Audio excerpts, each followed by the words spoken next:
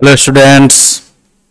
चलिए आज हम लोग जो है ईस्ट इंडिया कंपनी का या ब्रिटिश का इंडिया में क्या सब कांड चल रहा था उसके बारे में आगे और कंटिन्यू रखते हैं। तो इससे पहले हम लोगों ने देख लिया था किस तरह से जो है कर्नाटिक वॉर्स और फिर प्लासी और बक्सर की युद्ध वगैरह के बाद जो है अंग्रेज जो थे या ईस्ट इंडिया कंपनी जो है वो इंडिया में काफ़ी जो है मजबूत हो चुकी थी। और खास करके बंगाल में जो उन्होंने ड्यूअल एडमिनिस्ट्रेशन सिस्टम इंट्रोड्यूस किया वो तो भाई कमाल का था कि मतलब कि सारा राजकाज आप लोग चलाइए, केवल जो पैसा निकलेगा स्टेट से वो हमारा हो जाएगा, है ना। तो इस तरीके से इन लोगों ने जो है बिल्कुल जो है अपना पावर जो है बंगाल में जमा रखा था। बाद में तो जाकर उन्होंने पूरा कब्जा ही कर लिया। अब आगे जो है हम लोग बात करेंगे किस तरह से जो है इन्होंने ब्रिटिश एम्पायर को फर्दर फैलाया। बंगाल के ऊपर कंट्रोल करने के बाद आगे किस तरीके से जो है ये टेरिटोरियल एक्सपेंशन करते गए, इसको हम लोग देखते हैं। मेनली इन लोगों ने जो वॉर्स और अलायंसेस का सहारा लिया था। वैसे ऑफ कोर्स लाइक अलायंसेस का देखिए किस तरह से यूज किया, तो सब्सिडरी अलायंस के थ्रू इन्होंने एनेक्सेशन किया था। सब्सिडरी अलायंस क्या होता था, ये जो है मार्क्वेस वेलेस्ली ने जो है, जो कि गवर्नर जनरल ऑफ इंडिया था 1798 से लेकर 1805 तक, उसने ये सिस्टम इंट्रोड्यूस किया था। तो सब्सिडरी अलायंस सिस्टम का पर्पस ये था कि इंडिया के बड़े हिस्से पर कब्जा कर लेना बिना युद्ध किए या बिना पैसा खर्चा किए या फिर सिपाहियों को मेंटेन किए। तो कैसे ये सिस्टम काम करता था, तो वो इंडियन रूलर्स जिनको जो कि सब्सिडरी अलायंस को एक्सेप्ट करते थे, तो they had to disband their army. उन्हें जो है अपनी आर्मी को भंग करना पड़ता था, मतलब कि उनकी अपनी सेना नहीं रहेगी। They had to keep British forces within their, British army को अपने क्षेत्र में, अपने राज्य में रखना पड़ता था। और उससे भी मजेदार बात यह है कि ये जो ट्रूप्स रहते थे, ये जो ब्रिटिश ट्रूप्स रहते थे उनकी टेरिटरी में, उनके मेंटेनेंस का खर्चा वो इंडियन रूलर्स पे करते थे, ठीक है। और ऐसा उनको कहा गया था कि भाई जब कोई एक्सटर्नल या इंटरनल डेंजर होगा, मतलब कि तुम्हारी प्रजा तुम्हारे खिलाफ कुछ विद्रोह वगैरह करे या फिर कोई दूसरा राजा तुम्हारे ऊपर अटैक करेगा, तो भाई ये सिपाही तुम्हारी जान बचाएंगे, है ना। लेकिन ये हमारी आर्मी है, इसका खर्चा पानी तुम दोगे। हाँ, तो भाई ये तो गजब का था, भारे का टट्टू। और इन केस अगर इंडियन रूलर्स जो थे वो सिपाही के उस ब्रिटिश ट्रूप्स के मेंटेनेंस का खर्चा उठाने में तैयार नहीं सक्षम हो पाते थे, if they fail to make payment, तो in that case either the whole और a part of their territory was ceded to the British as penalty.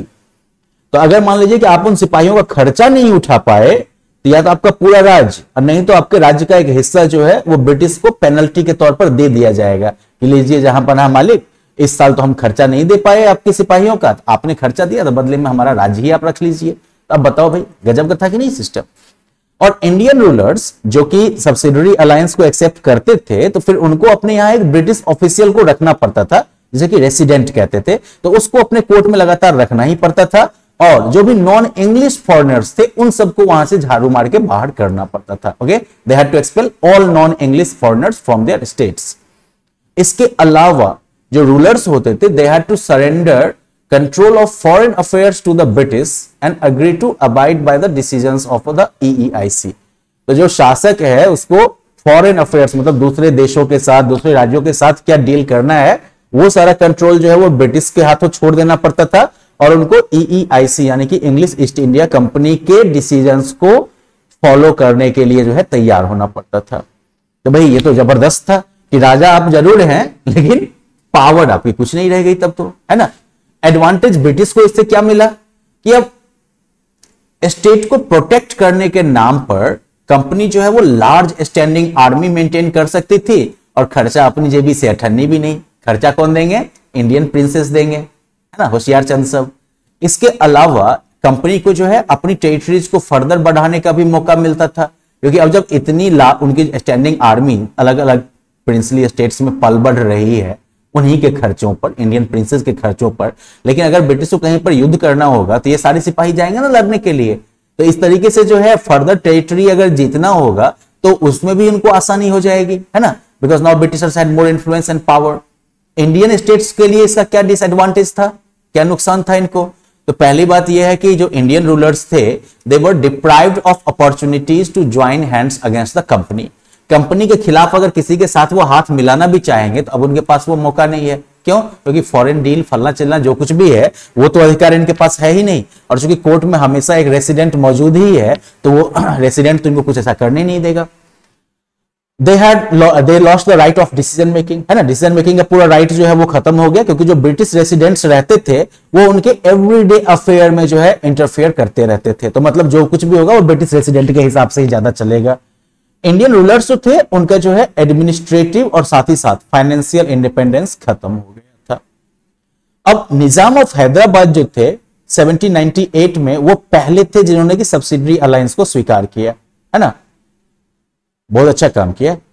तो उन्होंने क्या किया कि ब्रिटिश को जो है they gave the territory of Bellary and Cuddapah, ये जो है उन्होंने ब्रिटिश को सौंप दिया। नवाब ऑफ अवध जो थे उन्होंने 1801 में एक्सेप्ट किया और उन्होंने जो है रोहिलखंड, गोरखपुर और जो गंगा और यमुना के बीच की टेरिटरीज हैं वो ब्रिटिश को दे दी, जो बहुत ही उपजाऊ जमीन सब थी।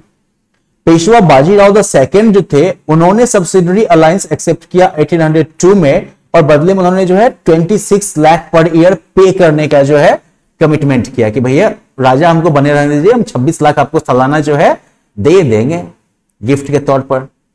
देखते हो ये रेसिडेंट जो है वो नवाब के कोर्ट में बैठा हुआ है, नवाब साहब बेचारे जो हैं वो कमजोर लग रहे हैं, रेसिडेंट ज्यादा तगड़ा फील हो रहा है वहां पर। ये रेसिडेंट हो गया और ये नवाब साहब हैं। अब तो ये तो हो गया सब्सिडरी अलायंस के थ्रू एक्सपेंशन। फिर उन्होंने जो है डायरेक्ट मिलिट्री कन्फ्रंटेशन के थ्रू भी जो है एक्सपेंशन किया, अपने ब्रिटिश टेरिटरी का एक्सपेंशन यानी विस्तार जो है उन्होंने डायरेक्ट मिलिट्री कन्फ्रंटेशन के थ्रू भी किया, मतलब कि डायरेक्टली युद्ध करके किया। तो डायरेक्ट मिलिट्री कन्फ्रंटेशन के थ्रू जो एक्सपेंशन हुआ कंपनी का कंपनी के पावर का, उसमें जो है कुछ सीरीज ऑफ वॉर्स थे, जैसे कि Anglo Mysore war, Anglo Maratha war, Anglo Sikh war and Anglo Afghan Wars. तो मैसूर वाला क्या केस था? देखो, कंपनी जो है उसने सभी स्टेट्स के साथ जो है सब्सिडरी अलायंस का सिस्टम फॉलो नहीं किया। जहां कहीं भी इसका पॉलिटिकल और इकोनॉमिक इंटरेस्ट खतरे में था वहां पर इसने डायरेक्ट वॉर का रास्ता चुना। It resorted to direct war. For example, आपका मैसूर का जो राइज और एक्सपेंशन हुआ हैदर अली के अंदर, हैदर अली के शासनकाल में, इसने जो है इट अलार्म द कंपनी, इसने कंपनी को जो है बिल्कुल जो है चौकन्ना कर दिया। और उसके बाद जो है 1767 से लेकर 1799 तक 4 युद्ध हुए, 4 वॉर्स हुए। तो जो फर्स्ट एंग्लो मैसूर वॉर हुआ वो इसलिए हुआ because Mysore control the trade on Malabar coast. Mysore का जो है मालाबार कोस्ट जो था उस पर कब्जा था। अब since this spice trade was very lucrative for the EIC, they formed an alliance with the Nizam of Hyderabad, the Marathas and the Nawab of Karnataka to attack Mysore.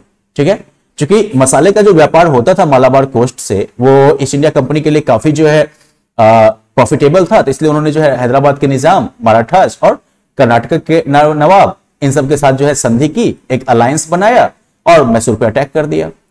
Haider Ali जो था उसने क्या किया, तो उसने जो है निजाम और मराठास को जो है अपने हिस्से में मिला लिया।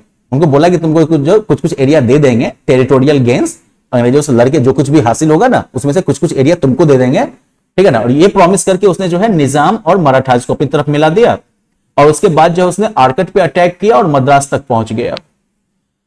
तो फर्स्ट एंग्लो मैसूर वॉर के एंड में हैदर अली ने जो है EIC को ट्रीटी ऑफ मद्रास साइन करने के लिए मजबूर किया, जिसके तहत जो है ब्रिटिश और हैदर अली जो थे वो इस बात पे एग्री हुए कि वो जो है किसी थर्ड पार्टी अगर उनके ऊपर अटैक करेगा, दोनों में से किसी के ऊपर, तो वो एक दूसरे की मदद करेंगे। हैं, चलिए, अब आपस में तो युद्ध नहीं करेंगे। तो ब्रिटिश जो थे उन्होंने 1969 की ट्रीटी को वायलेट किया।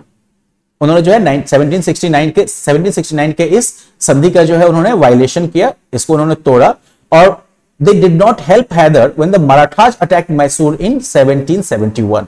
जब मराठास ने मैसूर पे अटैक किया 1771 में, तो तब ब्रिटिश ने उसकी मदद, हैदर की मदद नहीं की। English also attempted to capture Mahe which was under Hyder's jurisdiction. उन्होंने जो है माहे जो एरिया था जो कि हैदर के जुरिस्डिक्शन में था उस पर भी कब्जा करने की कोशिश की। Now Hyder died during this war, but his son Tipu continued it. Okay? इस युद्ध में हैदर अली जो है वो मारे गए और टीपू ने जो है युद्ध को कंटिन्यू किया। अब जो सेकेंड एंग्लो मैसूर वॉर हुआ फाइनली वो जो है ट्रीटी ऑफ मैंगलोर के साथ खत्म हुआ, जिसमें कि ब्रिटिश और मैसूर दोनों जो है इस बात पर अग्री किया कि हम एक दूसरे के टेरिटरीज का रेस्पेक्ट करेंगे, मतलब एक दूसरे के हिस्से में नहीं जाएंगे। अब टीपू के रूल में जो है मैसूर अभी भी जो है मालाबार कोस्ट का जो प्रॉफिटेबल ट्रेड था उसको कंट्रोल करता था, जहां पर की कंपनी जो है वो पेपर और कार्डमम खरीदती थी। तो ये बड़ी काफी प्राइसी और पॉपुलर मसाले के आइटम है। तो 1785 में Tipu stop the export of sandalwood, pepper and cardamom and this allowed local merchants to trade with the company. 1785 में टीपू ने जो है सैंडलवुड, चंदन की लकड़ी जो होती है, पेपर और कार्डमम, इन सब के एक्सपोर्ट को जो है रोक दिया, और जो लोकल मर्चेंट्स थे, है ना, मैसूर के जो लोकल मर्चेंट्स थे, उन सभी को कंपनी के साथ व्यापार करने से मना कर दिया, रोक दिया। तो अब मतलब कंपनी जो है इन चीजों का व्यापार ही नहीं कर पाएगी क्योंकि लोकल मर्चेंट उनके साथ डील ही नहीं करेंगे। और दूसरी तरफ उसने क्या किया, तो ही established a close relationship with the French in India and modernised his army with their help. उसने जो है फ्रेंच जो थे इंडिया में, उनके साथ काफी क्लोज रिलेशन डेवलप किया और अपनी आर्मी को उनकी मदद से मॉडर्नाइज किया। मतलब ब्रिटिश गॉट फ्यूरियस, ब्रिटिश जो थे काफी गुस्सा हो गए, फ्यूरियस मतलब काफी गुस्सा हो जाना, और उन्होंने जो है टीपू को कंट्रोल करने का जो है डिसीजन लिया। तो फिर थर्ड एंग्लो मैसूर वॉर हुआ, टीपू जो है, टीपू वाज डिफीटेड, और फिर ट्रीटी ऑफ सेरिंगपतम, उसके तहत जो है किंगडम का काफी बड़ा हिस्सा जो है उसे देना पड़ा। इसके अलावा जो है also had to pay huge fine and send 2 of his sons as hostages to the British. उसे जो है जबरदस्त जो है जुर्माना भी भरना पड़ा, और साथ साथ अपने 2 बेटों को जो है होस्टेज के तौर पर जो है, बंधक के तौर पर ब्रिटिश के पास रखना पड़ा कि आगे से कुछ अगर लफड़ा करोगे तो दोनों बेटों को मार देंगे। फिर जो है मान लो कि चौथा एंग्लो मैसूर वॉर हुआ। लॉर्ड वेलेस्ली जो था, जो ब्रिटिश गवर्नर जनरल था, उसने टीपू को बोला कि भाई सब्सिडरी अलायंस तुम एक्सेप्ट कर लो। वही सब्सिडरी अलायंस, इसके बारे में हम लोगों ने पिछली चर्चा की है पहले, तो वही सब्सिडरी अलायंस एक्सेप्ट करने के लिए उसने जो है टीपू को बोला। Now when Tipu refused, a war was declared इन 1798। जब टीपू ने उसको एक्सेप्ट करने से मना किया तो युद्ध जो है वो 1798 में शुरू हो गया। Tipu died fighting at Seringpatam and British annexed most of his conquests and handed them over to the Nizam of Hyderabad। Tipu जो है वो सेरिंगपट्टनम में युद्ध करते हुए मारा गया, और ब्रिटिश जो थे उन्होंने उसके ज्यादातर जीते हुए एरिया को जो है अपने अंदर मिला लिया और उसको जो है निजाम ऑफ हैदराबाद को सौंप दिया। जो बाकी किंगडम था उसे जो है जो पुरानी कोई शासन करने वाली फैमिली रही होगी उसके उत्तराधिकारी को सौंप दिया गया, वोडेयार्स को, जिन्होंने की सब्सिडरी अलायंस मान लिया। तो चलो भाई, मैसूर आ गया अब अंग्रेजों के हिस्से में। फिर मराठास का क्या डील था भाई? तो देखो, लेट 18th सेंचुरी से कंपनी ने जो है मराठास के पावर को भी कर्ब करने का, मराठास के पावर को भी कंट्रोल करने का जो है प्रयास किया। Now the Marathas recovering from the third battle of Panipat emerge as a possible alternative to the Mughals in north India. तीसरा जो पानीपत का युद्ध हुआ उससे रिकवर करते हुए वो जो है मुगल्स का एक पॉसिबल अल्टरनेटिव बन के उभरे थे नॉर्थ इंडिया में। तो मतलब मुगल्स जहां धीरे धीरे कमजोर पड़ते जा रहे थे, तो मराठास वहां पर एक पावरफुल फोर्स के तौर पर जो है उभर रहे थे कि नॉर्थ इंडिया पर उनका जो है दबदबा होता।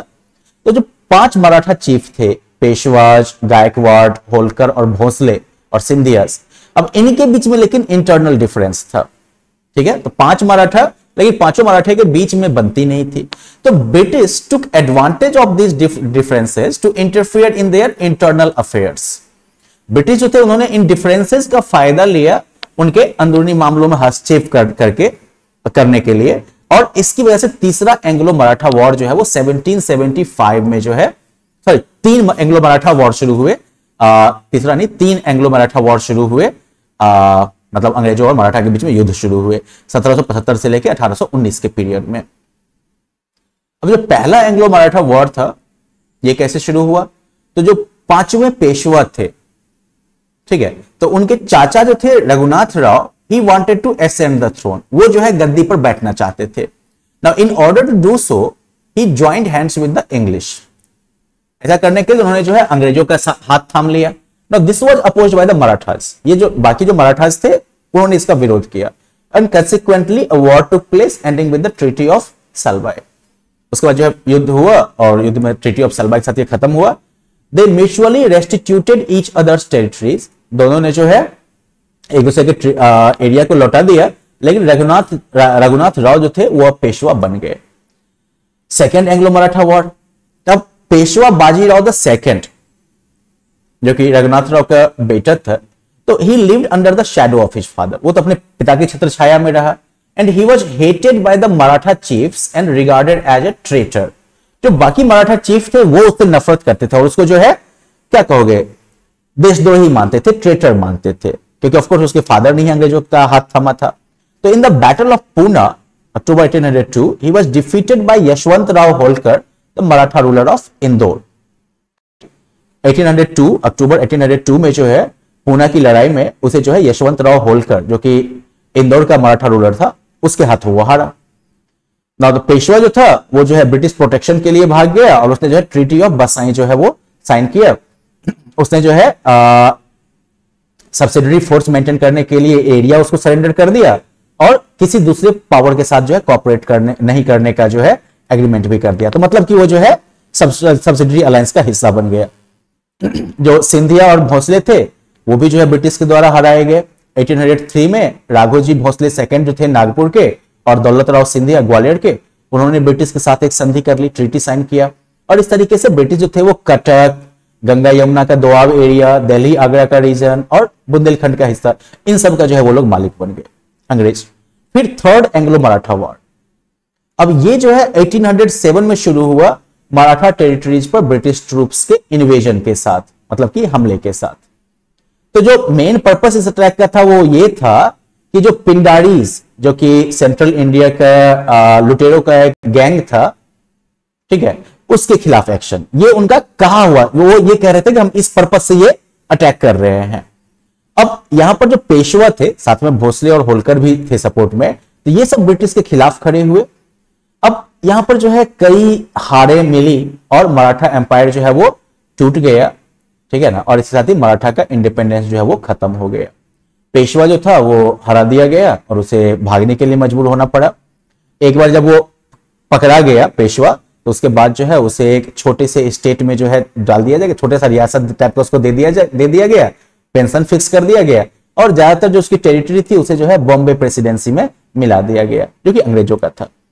अब दूसरे जो पावरफुल मराठा चीफ थे जैसे कि होलकर इंदौर के, या फिर सिंधिया ग्वालियर के, या फिर भोसले नागपुर के, वो उनको भी जो है हरा दिया गया, उनको भी सब्जुगेट कर दिया गया। और जो मराठा किंगडम्स थे नागपुर और इंदौर के, वो सब जो है पार्ट बन गए ब्रिटिश एम्पायर के।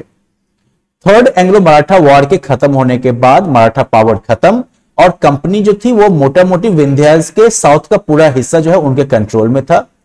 पुणे जो था वो पेशवा के पावर का गढ़ नहीं बचा था। इनफैक्ट पेशवा का जो टाइटल था, टाइटल ऑफ पेशवा, जो कि मराठाज के ट्रेडिशनल हेड होते थे, टाइटल को ही खत्म कर दिया गया। पेशवा बाजीराव के जो टेरिटरीज थी उन सभी को ब्रिटिश एम्पायर में मिला दिया गया और जो दूसरे मराठा चीफ्स थे, they had to sign the subsidiary alliance treaty, उन सभी को सब्सिडरी अलायंस ट्रीटी जो है वो साइन करना पड़ा। फिर जो है एंग्लो सिख वॉर्स की बात कर लें तो महाराजा रंजीत सिंह जो थे पंजाब के, उनके डेथ के बाद जो है it was followed by period of instability of which the British took advantage. उसके बाद जो है अस्थिरता का एक दौर आया जैसा कि ब्रिटिश ने फायदा उठाया। जो पहला एंग्लो सिख वॉर हुआ ये तब शुरू हुआ when the Sikh army tried to cross the Sutlej to occupy Lahore and the British defeated them. पहला एंग्लो सिख वॉर तब शुरू हुआ जब सिख आर्मी जो है वो सतलज को पार करके लाहौर पे कब्जा करने की कोशिश की और अंग्रेजों ने उनको हरा दिया। फिर यहां पर ट्रीटी ऑफ लाहौर साइन किया गया और इसने जो है दिलीप सिंह जो कि महाराजा रणजीत सिंह के बेटे थे उनको जो है रूलर के तौर पर रिकॉग्नाइज किया और उनकी मदर जो थी रानी जिंदन, उनको जो है रीजेंट मतलब गार्जियन के तौर पर जो है उनको एक्सेप्ट किया गया। यहां पर जो है सिख जो थे इनको जबरदस्त जो है वॉर इंडेमनिटी जो है वो भरना पड़ा, मतलब कि युद्ध का जुर्माना भरना पड़ा अंग्रेजों को और साथ ही साथ जो है उनको अपने टेरिटरीज का हिस्सा भी जो है वो भी सौंपना पड़ा। They had to give away parts of their territories. Give away मतलब दे देना, मजबूरी में of course. When the British accused Rani Jindan of anti-British activities and removed her from power, the entire Sikh state revolted. बाद में जब British ने जो है रानी जिंदन को जो है एंटी ब्रिटिश एक्टिविटीज का आरोप लगाया रानी जिंदन पर, उनको पावर से हटा दिया, तो सारे सिख स्टेट जो थे उन्होंने रिवोल्ट कर दिया। लॉर्ड डलहौजी ने जो है युद्ध की घोषणा कर दी सिख पर और 1849 में सिखों को हरा दिया गया और ब्रिटिश जो थे उन्होंने पंजाब पे कब्जा कर लिया। तो चलो भाई, सिखों की कहानी खत्म। फिर सिंध और अफगानिस्तान पर आते हैं। तो 1809 में जो है एक ट्रीटी साइन की गई थी जो आमिर्स थे, रूलर्स थे सिंध के, उनके साथ, who promised not to let the French pass through their territories if the British promised not to transport arms through Sindh। जिन्होंने प्रॉमिस किया कि वो जो है फ्रेंच को अपने एरिया से नहीं गुजरने देंगे अगर ब्रिटिश ये प्रॉमिस करें कि वो जो है सिंध के रास्ते से हथियार लेके नहीं जाएंगे, हथियार का ट्रांसपोर्ट नहीं करेंगे। लेकिन 1839 में during the first Anglo Afghan war British ने जो है अपने आर्म्ड फोर्सेज को अफगानिस्तान भेजा सिंध के रास्ते। Okay, British armed forces move to Afghanistan via Sindh. 1843 में सिंध को एनेक्स कर लिया गया, सिंध को मिला लिया गया। और अर्ली 1840s में EIC ने जो है काफी एक लंबा युद्ध लड़ा अफगानिस्तान के साथ, और वहां पर इनडायरेक्ट रूल जो है वो इनका हो गया। मतलब डायरेक्टली इनका रूलर नहीं था, वहां पर कोई गवर्नर कोई नहीं था, लेकिन इनडायरेक्टली इनका रूल हो गया। तो ये जो थे युद्ध की पॉलिसी के थ्रू। इसके अलावा जो है इन्होंने डॉक्ट्रिन ऑफ लैप्स को भी जो है आजमाया था। तो डॉक्ट्रिन ऑफ लैप्स क्या था? तो डॉक्ट्रिन ऑफ लैप्स के मुताबिक ये एक एनेक्सेशन पॉलिसी थी जो कि लॉर्ड डलहौजी ने जो है अपनाई थी, जो कि इंडिया का गवर्नर जनरल रहा था 1848 और 1856 के बीच में। तो इस डॉक्ट्रिन के मुताबिक, इस सिद्धांत के मुताबिक, जो इंडियन प्रिंसली स्टेट्स के जो रूलर्स थे सब्सिडरी अलायंस के तहत, ठीक है, और जिनका की कोई नेचुरल एयर नहीं था, मतलब कि जिनका की कोई पैदाइशी खानदानी वारिस नहीं था, मतलब कि राजा का वारिस होगा तो उसका बेटा होगा ना, वही जो है नेचुरल एयर होगा गद्दी का। तो अगर किसी प्रिंसली स्टेट में जो कि सब्सिडरी अलायंस के अंदर आते थे, उनका अगर कोई नेचुरल एयर नहीं है, गद्दी का कोई अगर कोई कह सकते हो खानदानी वारिस नहीं है, तो उनको जो है उत्तराधिकारी चुनने से पहले, उत्तराधिकारी को गोद लेने से पहले जो है ब्रिटिश की परमिशन लेनी पड़ती थी। और ब्रिटिश जो थे उनके पास ये राइट था कि वो सैंक्शन करेंगे यानी अप्रूव करेंगे या फिर रिफ्यूज कर देंगे रिकॉग्निशन इस तरह के एडॉप्शन का। तो मतलब आपने बच्चा गोद लिया, लेकिन वो बच्चा आपका जो गोद लिया हुआ बच्चा है वो आपका वारिस है कि नहीं है, ये मानना या नहीं मानना, ये राइट जो है वो ब्रिटिश के पास था, आपका कोई राइट नहीं है। जो रूलर्स, ऐसे रूलर्स जिनका कि कोई मेल एयर नहीं होता था, तो उनकी टेरिटरी जो है, उनका क्षेत्र जो है वो एनेक्स कर लिया जाता था, वो जो है ब्रिटिश टेरिटरी में मिला लिया जाता था, अगर एडॉप्शन वाज नॉट सैंक्शन्ड, अगर एडॉप्शन को ब्रिटिश नहीं मानते थे तो।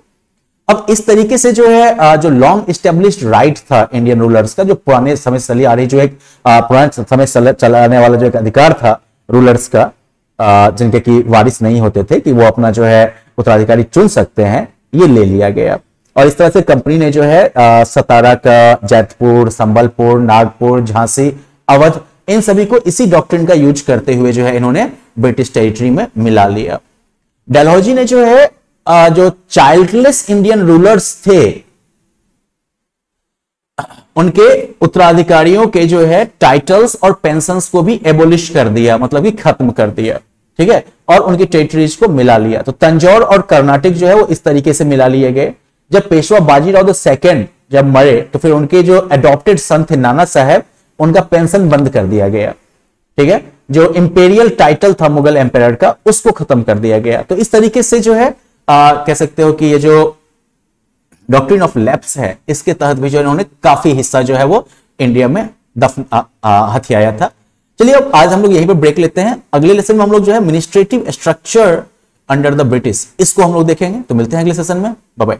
सॉरी, एडमिनिस्ट्रेटिव स्ट्रक्चर, ये